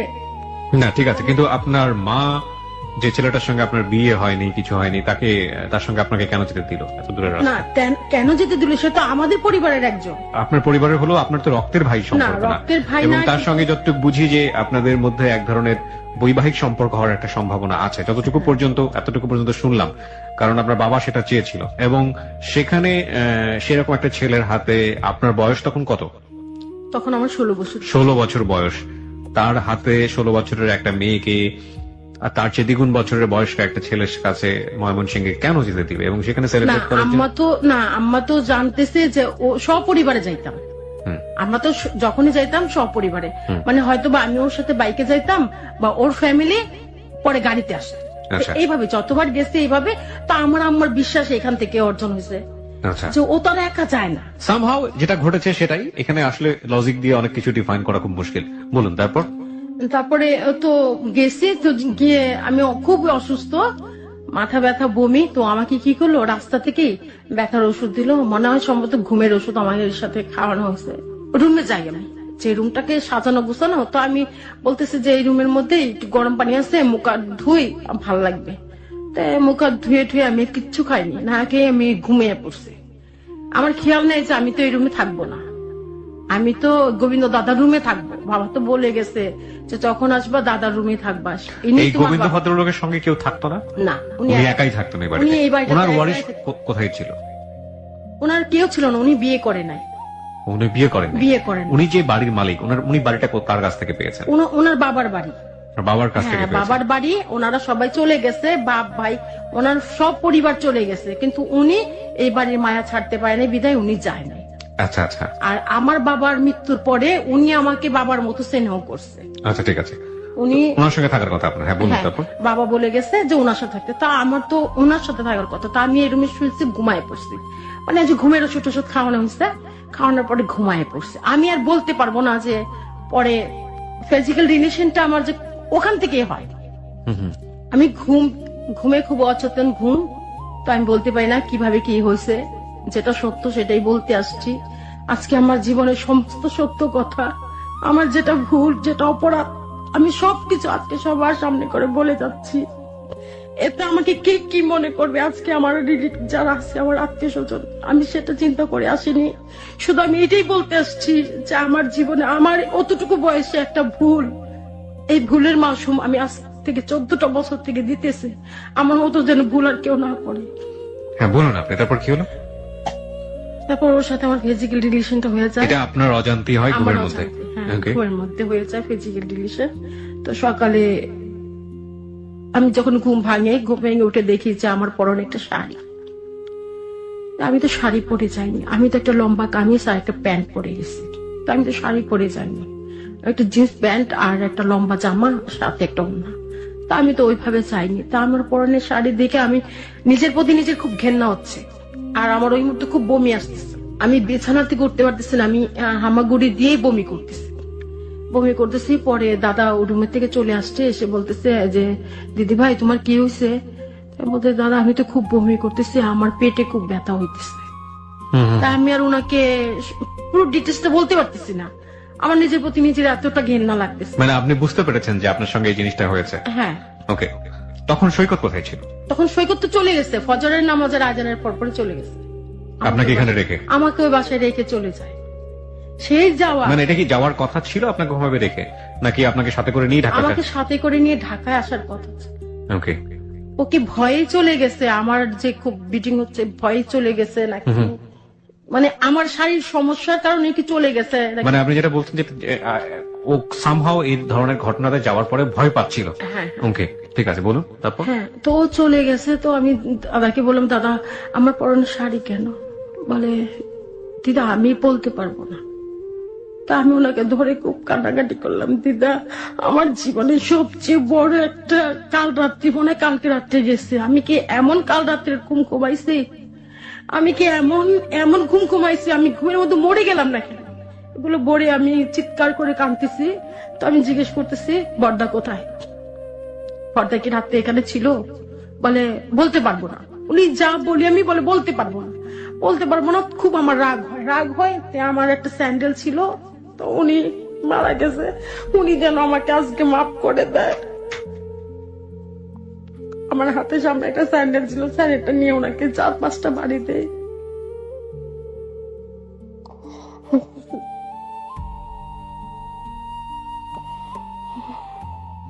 আমি ওনাকে স্যান্ডেলটা দিয়ে 4-5টা বাড়ি দিই। বাড়ি দেওয়ার পরে বলতেছি, তুই জানো সবকিছু তোরা দুজনে মিলে আমার সাথে কোনো খারাপ আচরণ করছো। আমি এতটা অসুস্থ কেন হলাম, আর কেন আমার এমন হচ্ছে? আমার তো এরকম হওয়ার কোনো কথা না, আমার তো এই সমস্যা হওয়ার কথা না। তো আমি বলার পরে দাদা আমাকে গরম পানিটা বের করে গোসল টোসল করায় বলে, দাদা আমার খুব জড়ায় ধরে কান্নাকাটি করে যে আমি তোমার বাবাকে কথা দিছি, তোমার বাবার কথা আমি রাখতে পারিনি, আমাকে তুমি পারো তো ক্ষমা করো। তো পরে আমি সেদিনও আসতে পারিনি, গাড়ি তুলতে পারিনি, আমি এত অসুস্থ হয়ে পড়ছি, গাড়ি তুলতে পারিনি। তো আমি এসে ফার্ম গেট নামছি, দাদাকে নিয়ে আসছি সাথে করে। ফার্ম গেট নামছি, ফার্ম গেট নামার পরে ওদের বাসা যাই, গিয়ে আমি কিছু বলি না। তো বাড়িতে আসলাম, দাদা জিজ্ঞেস করলো সৈকত কোথায়, বলে যেহেতু চলে গেছে অফিসে, অফিস থেকে ছুটি শেষ চলে গেছে। তো চলে গেছে, ঠিক আছে। তো আমি দাদাকে বললাম, তাহলে আমি এইখান থেকে বাড়ি যেতে পারবো? দাদা বলে, না এত দূরের পর তুমি যেতে পারবো না, তোমার শরীরের অবস্থাটা খুব। সৈকতের বাসা কোথায় ছিল? ফার্মগেটে? ওদের বাসাতে গিয়েছিলেন আপনারা? তো গিয়ে তো আপনার দাদা জিজ্ঞেস করছিল যে, তো বলে তো চলে গেছে। আচ্ছা, সৈকত কোথায়, বলে চলে গেছে, ও ছুটি শেষ তো চলে গেছে। তো ওর বাবা খুব আদর করতো, ওর বাবা আদর করতো। তো ওর বাবাকে বলতেছে যে, বড়াব্বা কোথায়, দাদা কোথায়, বড়দা কোথায়? বলে চলে গেছে। তো আমার কিছু স্পট বাবার চোখে, ওনার বাবার চোখে পড়ে, সৈকতের বাবার চোখে পড়ে। পড়ার পরে বলে যে, তোমার সাথে কে গেছিল কালকে? তুমি মামেশিং গেছিলা কালকে? আমি জি। তোমার সাথে কে ছিল মা, বলো তো? তাই আমি বলতেছি, বড়াব্বা আমার সাথে তো বড়দা ছিল। তো উনি বুঝতে পারছে যে বড়দা যেহেতু ছিল তোমার সাথে, আর আমার কিছু স্পট ছিল, তা দেখে বলতেছে যে বড়দার সাথে গেছিলা, আর কে ছিল? আমি বলছি, না বড়দা আমি তো সব সময় বাইকে যাই, আপনারা তো পিছনের গাড়িতে আসেন, তো ওইভাবেই গেছি। বড়দা বলছে যে আপনারা নাকি আগে চলে গেছেন, এই জন্য বড়দা আমাকে বাড়ির ভিতরে ঢুকতে দেয় না, বলে সবাই চলে গেছে। তো আমি তো বাবা রাস্তা অনেক অসুস্থ হয়ে যাই, তো বড়দা আমাকে ওষুধ কিনে দেয় ফার্মেসি থেকে, ওষুধ খাই, তো আমি ঘুমায় পড়ি। তো সকালবেলা দেখি বড়দা নাই। উনিও ওইভাবে কিছু বলে না, আমিও কিছু বলি নাই। তো দাদা, ওই যে গোবিন্দ দাদা, উনি বলতেছে যে চল আমি তোকে বাড়ি পর্যন্ত দিয়ে আসি। আমি বলছি, দাদা না। বলে, তাহলে তুই আজকে বাড়ি যাইস না, তুই এখানে থাক, কারণ শরীরের দেখলে আমার মা তো অবশ্যই বুঝতে পারবে, একটা মেয়ে মানুষ বুঝতে পারবে। তো সৈকতের বাবা বলতেছে যে, মা তুমি আজকে বাড়ি না গেলে হয়? আমি বলছি, না আমার শরীর খুব খারাপ, আমি বাড়ি যাবো, বাড়ি গিয়ে রেস্ট করবো। বলে, না মা আজকে তুমি এখানে থাকো, তোমার বড় আব্বার বাসায় কি তোমার থাকার অধিকার নাই? আমি বলছি, হ্যাঁ আছে তো বড় আব্বার বাসা থাকার অধিকার। বলে, তাহলে আজকে থাক। তো আজকে থাকো বলে তো রইলাম, ওখানেই ছিলাম। তো বড় আব্বা আবার কিছু মেডিসিন এনে দিল আমাকে খাওয়ার জন্য আর ইউজ করার জন্য। বড় আব্বা বললো যে, গাইনি ডাক্তার দেখাবো তোমাকে, চলো আমার সাথে। বলছি, না আমি যাবো না, কোথাও যাবো না, আমার কাছে নিজের প্রতি নিজের ঘেন্না হচ্ছে, ইচ্ছে করতেছে এই মুহূর্তে সুইসাইড করি, ছাদে যাই। প্রিয় শ্রোতা, আমরা এই জায়গাটায় ছোট্ট একটা বিরতি নিতে চাই। জীবনে যা ঘটে সেটাই জীবনের গল্প, এবং সেখানে কোনো ইকুয়েশনই অনেক সময় যুক্তির উত্তর দিতে পারে না। ইকুয়েশন ঠিক বলতে বোঝাচ্ছে যে কোনো প্রশ্নই দুই তার জীবনের গল্প বলছে। নদী, আপনার কাছে আমি আবারও ফিরছি, যেখানটায় আপনি ছিলেন, যে আপনার যেখানে মানে সৈকতের বাবা আপনাকে ট্রিটমেন্ট করাচ্ছেন, ওষুধ খাইতে বলছেন, উনি তো বুঝতে পেরেছিলেন যে এই ঘটনাটা কি ঘটেছে, রাইট? হ্যাঁ, আপনি বলুন তারপর। তো বড় আব্বু ডাকে আর কি। তো বড় আব্বু আমাকে বলতেছে, মা তোমাকে একটু গাইনি, আমাদের এখানে একটা গাইনি ডাক্তার আছে ভালো, চলো একটু দেখা আছে। তো সৈকতের মা রাজি হচ্ছে না, উনি বলতেছে না দরকার নাই, এরকম হয়, এই বয়সে এরকম হয়। তো বলতেছে না, ওর শারীরিক অবস্থা খুবই খারাপ, এখন যদি না দেখাই ভবিষ্যৎ যদি মানে পরবর্তীতে বাসা যাওয়ার পরে যদি কোনো সমস্যা হয় তাহলে ফেসে যাব। তো ওনারা দুজনেই কথাটা বলার পরে আমাকে নিয়ে গেল, যাওয়ার পরে ওখানে বললো যে কিছু সার্জারি করতে হবে, মানে গাইনোলজিস্ট বলছেন, বলতেছে যে সার্জারি করতে হবে। তো ওর বাবা আর ওর মা দুজনের মধ্যে তখন থেকে লেগে গেল, তুমি আনতে চাইলা না, দেখো এখন কি সমস্যা হলো, যে এতটুকু মেয়ে দেখছো সমস্যাটা। তো বলছে, বলার পরে ওখানে থাকলাম আমি 2 দিন, প্রাইভেট ক্লিনিকে থাকলাম। তো 2 দিন 3 দিনের মধ্যে আমি সেরে উঠলো। তো আমি বাসায় ওনাদের বাসায় চলে আসলাম। এই 3 দিন বাড়ির সঙ্গে যোগাযোগ করেন? হ্যাঁ, বাড়ির সাথে আম্মাকে লোক পাঠানো হয়েছে যে একটু ময়মনসিংহের বাড়িতে কাজ আছে, তো বাবারা সবাই একসাথে আছে, তো আসবে। তো সৈকত কোথায়? সৈকত তো চলে গেছে। আচ্ছা, তার মানে আপনার মা জানতো আপনি ময়মনসিংহে আছেন? হ্যাঁ হ্যাঁ, সৈকত চলে গেছে। আলটিমেটলি আপনি আছেন ফার্ম গেটে ফার্ম ট্রিটমেন্ট, গেটে রেজিস্টার গোপন করা হয়েছে। হ্যাঁ, হ্যাঁ। আপনিও যোগাযোগ করেননি বাবা মার সঙ্গে? না, আমার আম্মার সাথে তো আমার যোগাযোগ করার মাধ্যমটা নাই। ওদের বাসার ড্রাইভার আমাদের বাসা চিনে, ড্রাইভারকে দিয়ে পাঠাইছে, যে খবর পাঠাইছে যে চিঠি তখন তো চিঠি লিখে পাঠাইছে। আমি বলছি যে আম্মা ভালো আছে। তো বাসা ওইখানে 3 দিন যে ট্রিটমেন্ট করার পরে 4 দিনে তো নতির বাসায় আসি, সৈকতের বাসায় আসি। আসার পরে তো কিছু বলি না, তো আমি শুধু বললাম বড় আব্বু যা হওয়ার হয়েছে, আমি নিজেকে ক্ষমা করতে পারি না, আমি আপনার ছেলেকেও ক্ষমা করতে পারতেছি না। বড় আব্বু আমাকে একটা সাজেশন দেন, আমি কি করব? আমি কি এখন সুইসাইড করব, না আমি বেঁচে থাকবো কলঙ্কিত হয়ে? বলে মা কলঙ্কিত কেন, তুই বীরের মতো করে বাঁচবি, তুই তো ওর বউ হবি। তা আমাকে আশ্বাসটা দিতেছে। তা আমিও তো জানি আমার বাবা আংটি পড়াইছে, ওনারাও আমার আংটি পড়াইছে, তো আংটি তো পড়াইছে, এটা তো জানা। তো বলতেছে যে তোর বাবা যে আংটি পড়েছে তার চেয়ে তো দামি পাথরের আংটি আমরা দিচ্ছি। আমার হাতে এখনো পাথরটা আছে, চাইলে দেখতে পারে। দেখতে পাচ্ছি আমরা। হ্যাঁ, তো দামি একটা আংটি পড়াইছি। তো বললাম যে হ্যাঁ সবাই তো জানে বিয়ে হবে। তো 4 দিন চলে গেল, 5 দিনের সময় বাসায় আসছি, একটু ফ্রেশ ট্রেশ হয়েছি। হ্যাঁ, আসার পর আম্মা বলতেছে আজকে এমন দেখাইতেছে, কারণ কি কান্নাকাটি করছো? আমি বলছি কি না আম্মা, এমনি শোলটা আপনি তো জানেন ভালো করে যে আমি কোথাও গেলে আমার অবস্থাটা খারাপ হয়ে যায়, এরকম সমস্যাটা হয় ভালো করেই জানেন। তা বলতেছে এই জন্য বলি যে যাইস না। তো ওই দিন আর আম্মার সাথে তেমন একটা কথা বললাম না। তো আমার বড় ভাই দোকান থেকে খবর পাঠাইছে যে আমি বাসায় আসছি কিনা। তো আমার ভাই বলতেছে যে হ্যাঁ বাসায় আসছে। তো আমার ভাই 1 কেজি গরুর মাংস পাঠাই দিছে বাসায়, যে ওরে গিয়ে বল ই করতে, রোহাব করতে। তা আমি বলতেছে যে আমি পারবো না। আম্মা বলতেছে যে দি একটু করে দিয়ে, আজকে কয়দিন থেকে খালি মাংস আনতেছে আর এমনি বুইনা খাইতেছে, একটু রোহাব করে দিয়ে, তোর হাতে রোহাবটা ভালো লাগে দে। তো তারপরেও রান্না করতে গেলাম, কি রান্না করলাম না রান্না মনেও নাই। আমার ভাই খাইতে বসে বলে কি যে মনটা কই? আমি তো মনটাকে ময়মনসিংহে মাটি দিয়ে আসছি। বলে ময়মনসিংহে মনটা মাটি দিলে চলবো না, ময়মনসিংহের জায়গাটা বিক্রি করে টাকা দিতে হবে। তো ভাইয়ের সাথে দুষ্টুম করলাম। তো ভাই রাত্রেবেলা আইসা আমার ডাক দিছে, ওর রুমে ডাক দিছে। আমি বলতেছি কি? বলে একটা সত্যি কথা কবি। আমি কি? আমার তুই কি টাকা দিতে অবিশ্বাস করস? আমি ভাই আমার টাকা থাকবে কোত্থেকা? বলে যে এক কাজ কর, তুই ময়মনসিংহের বাড়িটা ই কর, দোকানগুলা বন্ধ করে রেখে আমার কিছু টাকা দিয়ে, আমি এই দোকানটা হাতছাড়া হলে আর দোকান পাবো না। আমি বলছি কোথায় দোকান, কিসের দোকান? বলে তোর নামে আমি একটা লটারি করছি। আমি বলছি আমার নামে কিচ্ছু করিস না ভাই, যদি আমি বেঁচে থাকি তো আমার বারবার না মুখে এই কথাটাই আসে। তার ভাই বলে এমন কিছু হইব না যে আমার আগে তুই মরবি, তুই ভালোই, এখন তো ভালোই সাহস টাহস হয়েছে, বাবার সাথে থেকে তুই ভালোই শিখছিস। ভাইয়ের সাথে আর বেশি কিছু বললাম না, বললাম ঠিক আছে আগামী মাসে যাবো। ভাইকে বললাম যে এই মাসে আর যাবো না, আমার শরীরটা খুব খারাপ। তো গেছি ওখানে 1 মাস পরে যাওয়ার কথা, 1 মাসের আগে চলে গেলাম। এর মধ্যে ওইখান থেকে আসার পর ময়মনসিংহ থেকে আসছি কিন্তু 20 দিন হয়ে গেছে। আর এইখানে যে গাইনি চিকিৎসা করাইলাম 5 দিন, 4 দিন, 5 দিন পরে বাসায় ফিরে গেলাম। তো এর মধ্যে ওনারা আমাকে কোনো কিছু ই করে নাই। তেদিতে বেবি যে কনসিভ হয়ে যাচ্ছে এটা তো আর আমি জানি না। তেদিতে আমার শরীরও ক্লান্ত লাগে, খুব খারাপ লাগে। তো ভাইয়ের সাথে ময়মনসিংহ গেছে, যাওয়ার পরে খুব বমি, সেখানে গিয়ে অনেক খারাপ অবস্থা। তো আমার ভাই দেখলো যে হ্যাঁ তো বাইরে গেলে এরকম হয়, তো খুব খারাপ অবস্থা। তো আমার ভাই বলতেছে যে ওই দাদাকে বলতেছে, দাদা আমার তো কিছু টাকা লাগে, দোকানগুলো বন্ধ রাখার চেষ্টা করেন। কবে? আজকের মধ্যে। বলে ভাই আজকের মধ্যে তো হবে না। আজকের মধ্যে হবে না, হবে কবে?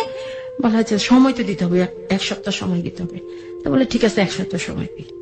তা আমি আর যাইনি। আমার ভাই পরে চলে আসলাম, 2 ভাই বোন চলে আসার পরে ভাই রাত্রে আম্মার সামনে কিছু বললো না, আম্মার সামনে কিছু বলে নাই। পরে আমাকে বলতেছে যে 1 সপ্তাহ পরে কি তুই যাবি না আমি যাবো? আমি না তুই যাস। তা আমার ভাই গিয়ে দোকানগুলো বিক্রি করে দিয়ে আসছে। বন্ধক না বিক্রি করা? হ্যাঁ বিক্রি করা। তা আমার কাছ থেকে সিগনেচার নিতে হবে, তো আমি ঘরে দিয়ে দিছি। তা আমি আমার ভাইকে অনেক বিশ্বাস, অনেক ভালোবাসা, পৃথিবীতে নিজের সন্তানরা আমি তেমন ভালোবাসি না, আমার ভাইকে যতটুকু ভালোবাসি। তো আমার ভাইয়ের প্রতি অনেক ভালোবাসা। তা আমার ভাই বিক্রি করে দিয়ে আসছে, আমি কিছু বলি না, আমি জানি না। পরে যখন আবার ভাই দোকান টোকান নিল, আমার নামে দলিল টলিল করলো। 1 মাস পরে আমার অসুস্থতা শুরু হইতেছে, আমার ভিতরে খুব যন্ত্রণা হইতেছে, যন্ত্রণা বলতে কি যে মানে কারো কথা সহ্য হইতেছে না, হয়তো কিছু সামনে দেখলেও ঘেন্না লাগতেছে, বা কেউ এসে একটা কথা বললো খুব খারাপ লাগতেছে, ইচ্ছে করতেছে মারধর করি, তো এরকম একটা কেমন জানি লাগতেছে ভিতরে। 2 মাস যখন, তখন আমার শুরু অস্থিরতা, বমি। 1 সেকেন্ডের জন্য আমার বমি বন্ধ হচ্ছে না। আমার আম্মা বলেন, আমার ভাই বলেন, কেউ আমার রুমে ঢুকতে পারতেছে না, শুধু বমি করতেছে। আমার আম্মা বলতেছে কিরা তো বমি করে কেন? আর আমার একটা সমস্যা, আমার একটা পেটে একটা সমস্যা ছিল, যে সময়তে আমি 1 মাস 15 দিন হয়ে গেলে আমি বমি করা শুরু হয়। আচ্ছা, হ্যাঁ, আমার মেইলি সমস্যা যেটা, তখন থেকে আমার বমি হবে। Somehow সেটা কিন্তু খুবই খুবই খুবই জরুরি। বলুন আপনি যেটা তো বলছেন। আমি এই জিনিসটা বুঝতাম না, তো এই বিষয়ে যে কেউ আমাদের সাথে কথা বলবে ওই রকম লোক ছিল না। মানে ভাবিরা থাকে বা কেউ বলবে যে এরকম কোন লোক থাকে যে বলে, তা আমার মার সাথে তো এই ধরনের কথা সম্ভবই না। তা আমি যে এতটা দুর্বল হয়ে গেছি, বমি করতে করতে আমার শরীরের হাড় গুলো দেখা যেতেছে।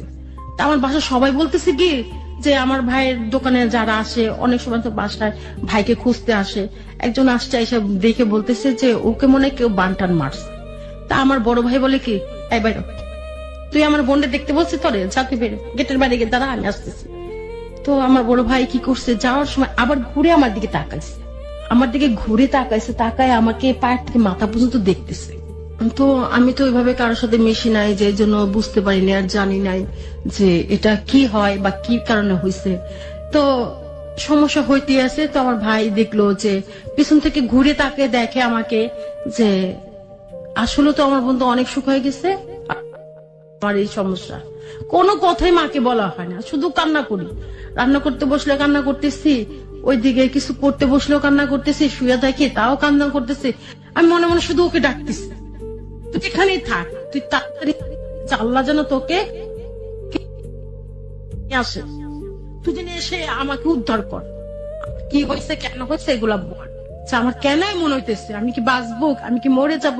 তখন আমার ভিতরে একটাই কল্পনা, যে আমি মরে যাব, ও নিশ্চয়ই কিছু করছে আমার সাথে, আমি মরে যাব, এই জন্য আমার এমন হইতেছে। তা না আমার এত বমি হবে কেন। তা আমার ভাই পরে দেখলো, চলে গেল। রাত্রে বলছে আম্মা ওর একটু ঝাড় করান তো, একটু ঝাড়ফুঁক করান। তা আম্মা বলছে কেন, বলে দেখেন ওই যে এমনি বমি করে, আর তাহলে এক কাজ করেন আম্মা, যক্ষা হাসপাতালে নিয়ে যান। তা আমার আম্মাকে বলতেছে আম্মা যক্ষা হাসপাতালে নিয়ে যান। আম্মা বলে কেন, বলে এই যে যক্ষাটা কইলে বমি করে না মানুষ, এরকম বমি করে তো, ওরে লিয়া যান, একটু দেখায় আনেন লিয়া, যদি ওই যক্ষাটা কোয়া থেকে। আমি না হেসে দিছি, বলছে ও তাইলে তোরা কি আমারে ওই যদি শুনো যে যক্ষা হয়েছে, টিবি রোগ হয়েছে, তাহলে কি আমারে ওই রাস্তার করে শুইতে দিবি?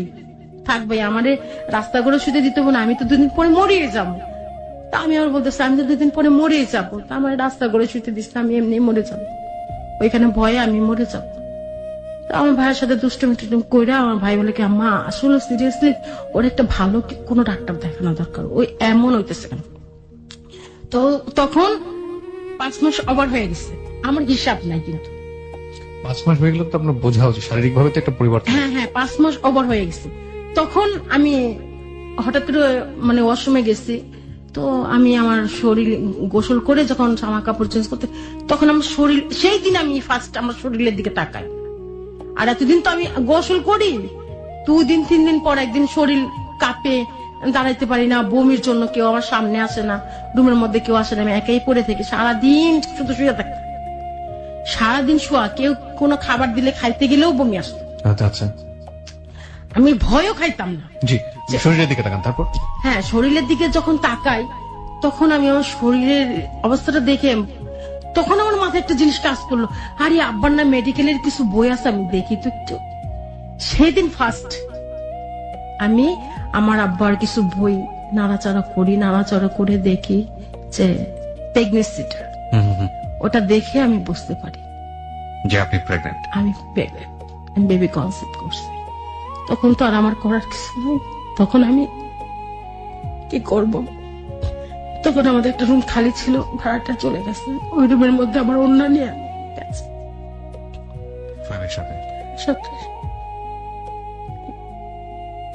ফ্যানের আংটাটা থাকে না, ওই রুমটা খালি, ফ্যানের আংটার সাথে অন্যটা পেঁচানোর পরে যখন মনে বাসায়, আমি অন্যটা দিয়ে গলার মধ্যে পেঁচেছি, তো ওই পাশের বাসা থেকে এক লোক আসছে, এসে ডাকতেছে, এই নদী নদী তোর আম্মা কই? তাই আমি বলতেছি যে আম্মা তো বাসায় নাই। বলে তুই কই? তুই খালি করে কি করস? আমি বলছি কিছু করি না আন্টি, এমনি বসে রয়েছি, ভালো লাগে না তো বসে রয়েছি। তো বেরো। তো উনি আমাকে বের করবে, বলে তোর আম্মা বাসায় নাই, তুই বাড়িতে একা একা আবার অন্ধকার খালি করে বসে রয়েছিস। আচ্ছা না এমনি না, উনি এখন দরজা বাইরেতেছে, বের করবি আমাকে, আমাকে ঘর থেকে বের করে নিয়ে আসবে। তো আমি কি করলাম, অন্যটা টান দিয়ে খুললাম, খুলে অন্যটা গায়ে দিয়ে চলে আসলাম। তো উনি যেন বুঝতে না পারে যে আমি এভাবে হাত দিয়ে এসে বসে পড়লাম, যাতে বসলে বোঝা যাবে না। তো বসে পড়লাম, বসে রয়েছে। তো বলে কি রে তোর না এমন দেখায়? আমি আন্টি কেমন দেখায়? আমি ওনার কাছে জানতে চাইতেছি যে বেবি কনসেপ্ট করলে কেমন হয়, কেমন দেখায়? আমি কেমন দেখায়? তো বলে যে ওনাদের ভাষায় আর কি বললো যে মা হইতে গেলে যেমন দেখায় তেমন দেখায়, যে তুই তো এখনো ছোট, তোরে এমন দেখায় কেন? তোরে কি কেউ নষ্ট নষ্ট করলো নাকি, বানটান মারলো নাকি? তোর আম্মারে করে যে আমি আর কাছে লিয়া যাইতে। তাই বললাম যে না, কারো কাছে যাইতে হবে। তা আমি তো বুঝেই গেছি, যেহেতু আমি বুঝেই গেছি আমার শারীরিক সমস্যাটা তো আমি দেখতেই আছি, আমার তো এখন আর দেখার আর মানে আমার জানার আর কিছু বাকি নাই। তো আমি দেখলাম, দেখার পরে আর আমি আন্টিকে বেশি কথা বললাম না। আন্টি বলতেছে যে পোয়াতি মেয়েদের মতো দেখা যেতেছে তোরে। উনি বলেই ফেললো, অলরেডি উনি বলেই ফেললো। বলে ফেলার পরে আমি বলতেছি যা, উনি যেহেতু এই জিনিসটা ধরছে, ওনার চোখে যেহেতু পড়ছে, তাহলে সারা এলাকা জানবে, কারণ উনি সারা এলাকা ঘুরে বেড়ায়, তো সারা এলাকা জানবে। তো এই জিনিসটা চিন্তা করে না ওনার সামনে আর বেশিক্ষণ বসলাম। আমি বললাম আন্টি, ওই আমার ভাই সুজন ভাই তো গেছিল রেজওয়ানের কাছে, ওই রেজওয়ানে কইলো যে বান মারছে, শুকনা বান মারছে না কিরকম কয়, এইটা লেগেই তোরে এমন শুকা যেত সুগা, তুই যা কি করতে গেছে, আমি কি অনেক কিছু করতে বলছে তো আম্মা ওইটা লেগেই মানে গেছে। এই কথা বলে ওনাকে বিদায় করছি। বিদায় করার পর আমার আম্মা আসছে বাসায়। আম্মা আসছে, তা আম্মা এসে দেখে যে আমি একেবারে আম্মার সামনে কি যেন দিছে, ও আমার বড় ভাই আবার আনারস নিয়ে আসছে, আনারস নিয়ে আসছে। তো আমি ছোটবেলা থেকে আনারস দেখলে ভয় পেতাম, চোখ, হ্যাঁ আনারস দেখলে না আমি খুব ভয় পেতাম। আনারস যেখানে রাখতো আমি সেই দিক দিয়ে যাইতাম না। আর সেদিন আমার ভাই আনারস নিয়ে আসছে, 4টা আনারস, বড় বড় আনারস দেখে আমার ইচ্ছে হইতেছে আমি এমনিতেই খাই। তো আমি আনারস, আমাদের একটা কাজের মেয়ে আছে তাসলিমা করে না, তা আমি বলতেছি তাসলি এখন কাট, এটা এখন কাইটা আমাদের দিই। তা আমার আম্মা আমার ভাই অবাক হয়ে গেছে। আমার ভাই বলতেছে যদি 4টা খাইতে চায় 4টা খাইতে দে। আমি ভাই বিশ্বাস করবেন না যে আমি ওই মুহূর্তে সব কয়টা আনারস খেয়ে ফেলছি, 4টা আনারস। আর আমি বেবি কনসেপ্ট করার পর থেকে শুধু আমি কাঁচা দুধ খেতাম। আচ্ছা আচ্ছা, হ্যাঁ গরম করলে দুধ খেতে পারতাম না, শুধু আমি কাঁচা দুধ। আমি কাঁচা দুধটা খেলে আমার বমি হতো না।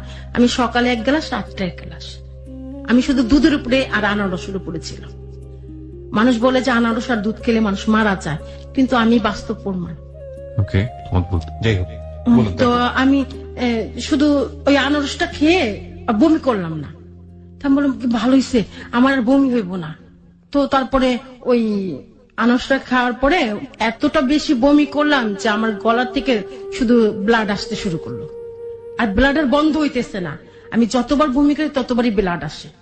এরকম করতে করতে আমার ভাই এক সময় বললো যে না ওরে আর এখন রাখা যায় না। আর আমি যখন ডাক্তারের কাছে যাওয়ার সময় তখন আমি যাইতে চাইছি, আর এখন তো আমি যাইতে পারতেছি না। এখন তো 6 মাস চলে গেছে, এখন তো আর ই করা যাবে না, এখন তো আর কিছু করা যাবে না। এর মধ্যে আমি একদিন ওই আমার আম্মা বাসায় নাই, ওই যে পারিবারিক মহিলারা যে আসে ওনাদের সাথে আলাপ করলাম যে আপনি এই ঘটনা। তো বলে তুমি এখন অনেক ছোট, তোমার ওই বয়সে বেবি কনসেপ্ট করছো, তার মধ্যে তুমি যদি এখন অ্যাবর্শন করাইতে চাও তাহলে তুমি মারা যাবা, এখন এটা করাইও না। তোমার বাসায় কি জানে? তো আমি বললাম যে আপু যত টাকা লাগে আমি দিব, যত টাকা লাগে আমি দিব, আমাকে এটা মুক্ত করেন। তো ওনাকে এটা বলার পরে উনি নিয়ে গেল আমাকে একটা ক্লিনিকে, নিয়ে যাওয়ার পরে বলে যে না এই রিস্ক আমরা নিব না, যেহেতু ছোট বয়স কম, তার মধ্যে এটা অ্যাবর্শন করাইবো, এখন অলরেডি 5 মাস চলে গেছে, এখন এটা করা সম্ভব না। তো এই কথা বলার পরে তো বাসায় চলে আসলাম। তো 6 মাস হয়ে গেছে, 6 মাস পরে আমার আম্মা কিছু কিছু করতেছে, ধারণা করতেছে যে না মেয়ের নিশ্চয়ই কিছু হয়েছে, না হলে এরকম হওয়ার কথা না। তো 7-8 মাস চলে গেছে পরে আমার আম্মা একদিন 8 মাসের সময় আমার আম্মা আমাকে প্রাইভেট ক্লিনিকে নিয়ে গেল। আমার মনে সন্দেহ জাগছে, আম্মা নিয়ে গেছে পরে তো এখানে আল্ট্রাসাউন্ড করাইতে দিছে, পরে বলে যে পজিশন ভালো।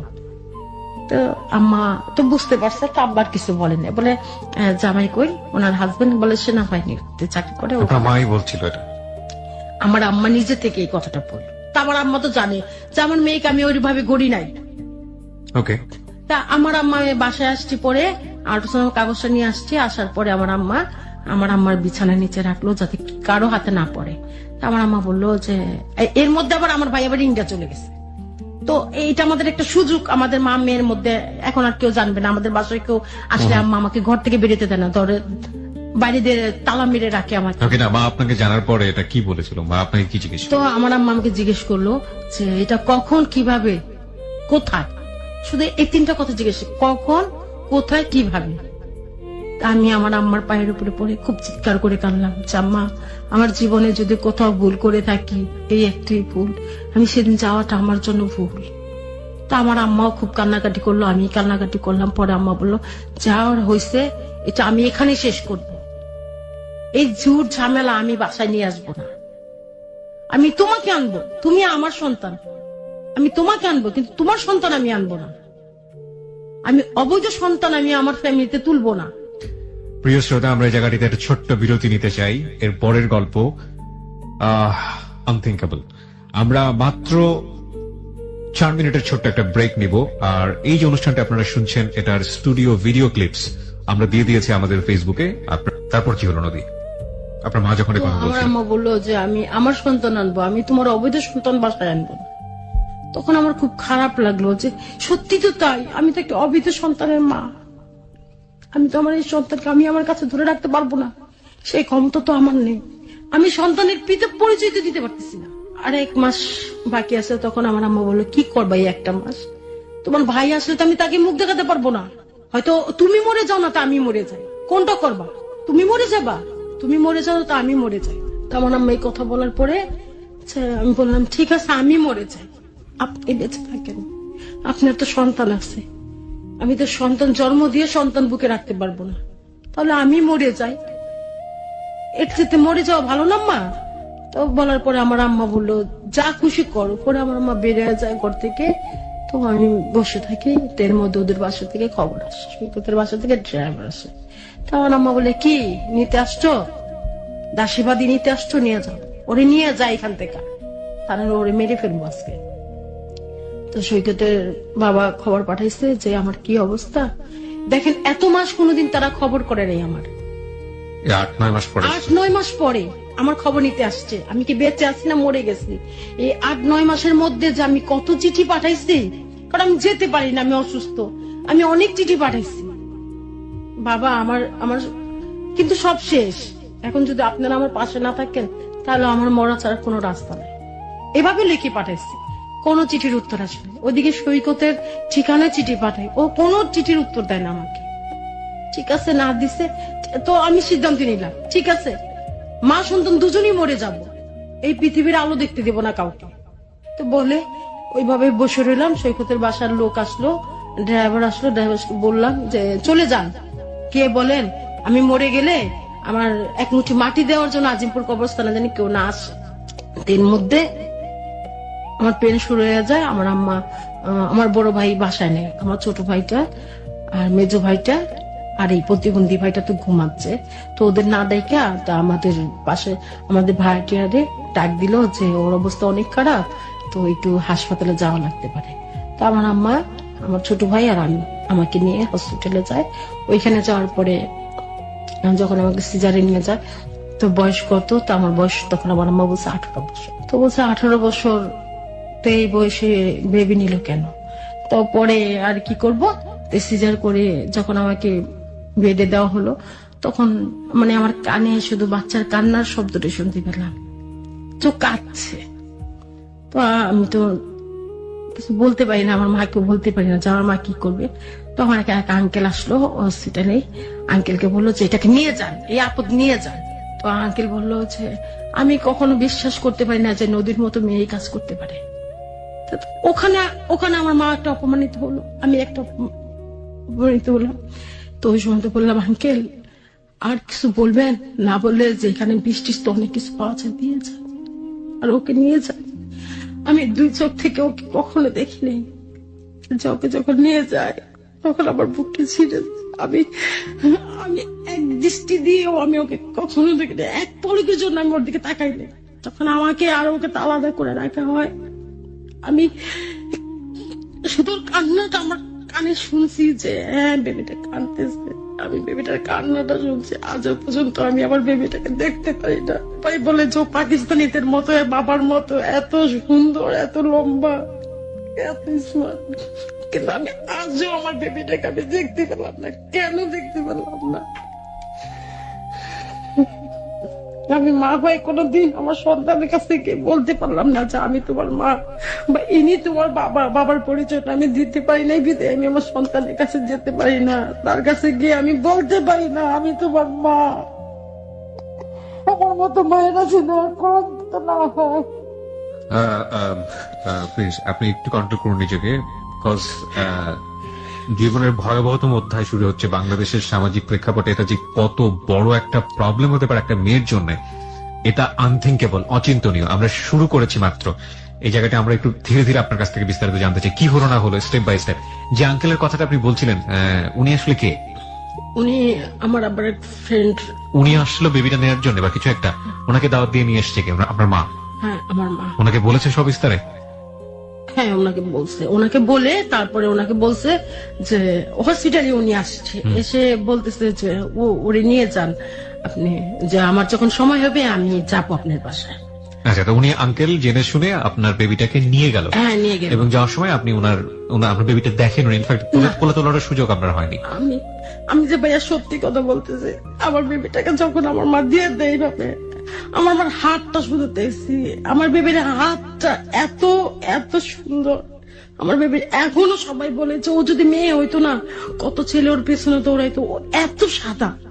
ঠিক আছে, বলুন তারপর।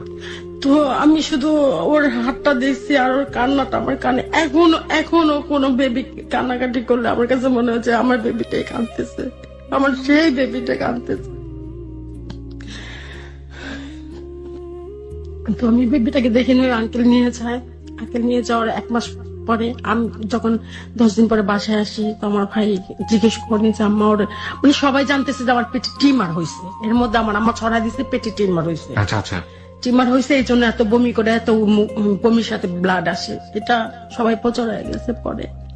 তো আম্মা বাসায় আসছে পরে আমার ভাই জিজ্ঞেস করে আম্মা অপারেশন কেমন হয়েছে? বলে যে না ভালোই, এখন ভালো বলছে ডাক্তার, রেস্টে থাকতে আর দৌড়াদৌড়ি করতে না করছে, যে আস্তে ধীরে সুস্থ হয়ে যাবে। সুস্থ না, আমার আম্মা বলে সুস্থ না হয় কই যাবো, ঝাড়ু জুতার বাড়ি খেয়ে তো এইখানেই থাকবো। আমার আম্মা এই কথাটা বলতেছে, মানে আমার আম্মার জন্য কাঁদতেও পারতাম না। কাঁদলে বৃষ্টি কথা বলতো, যে আমার কোনোদিন কিছু বলে না, সে গালি দিত, হ্যাঁ গাল বন্ধ করতো। খুব খারাপ লাগতো ভাই, খুব। আমি এখানে এই জন্য আসছি যে আমি কারোর সাথে অবৈধ সম্পর্ক করি নাই, আমার বুকে একটা বল আছে, আমি মরার পরে আল্লাহর কাছে মুখ দেখাতে পারবো। সবাই শুনুক, সবাই জানুক যে আমাকে যারা যারা বলছে যে আমি অসত্যি, আমার চরিত্র নিয়ে কলঙ্ক দিছে, আমি তো সবাই জানলো যে টিমার হয়েছে, তো সবাই আত্মীয় সবাই দেখতে আসে। যারা মতো মুখে যা আসে তাই বলে, সহ্য করতে পারি না ভাইয়া, ওই মুহূর্তে না সহ্য করতে পারি না। বেবিটার কথা মনে পড়ে, সৈকতের কথা মনে পড়ে। যখন 40 দিন পার হয়ে যায় তখন ওদের বাসায়, 2 মাস পরে ওদের বাসায় যাই। যাওয়ার পরে বললাম যে বাবা আপনার তো একটা নাতি হয়েছে, তাকে তো একবার দেখতেও যাওয়া তো প্রয়োজন মনে করলেন না, একটাবার খোঁজও তো নিলেন না। তা বলে যে আমার যদি নাতি হয় তা আমার নাতি আমার বাসায় আসবে।